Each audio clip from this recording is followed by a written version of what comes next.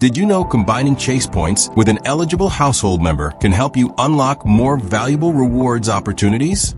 Before we begin, please like, subscribe, and leave a comment if you enjoy practical rewards and finance tutorials. Today, I'll walk you through the general process in a simple and beginner-friendly way. First, gather the account information you'll need before accessing your rewards dashboard. Open your preferred web browser and go to your Chase online banking account. Sign in securely using your username, password, and any required verification steps. Once logged in, locate the rewards section connected to your eligible Chase card. Open the Ultimate Rewards area where your current points balance is displayed.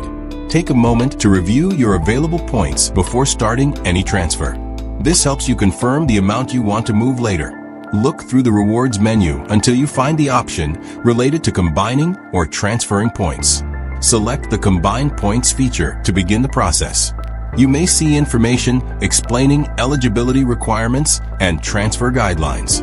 Read these details carefully because account rules can change over time. Next, enter the information for the eligible household member or approved recipient.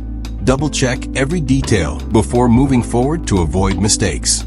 The system may ask you to verify the recipient account information. Once verified, you'll be able to choose how many points to transfer. Enter the amount that best fits your travel or redemption strategy. Review the transfer summary shown on the screen very carefully. Make sure the recipient information and point amount are completely accurate. If everything looks correct, continue to the confirmation step.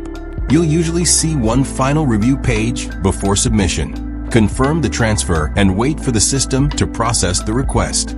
A confirmation message should appear once the transfer is completed successfully. The recipient account may now reflect the transferred reward balance. Check both accounts to confirm the points moved as expected. Combining points can sometimes help maximize redemption flexibility and overall value. Always follow the latest Chase terms and eligibility requirements when managing rewards. That's it. You now know the basic process for combining Chase points with an eligible household member.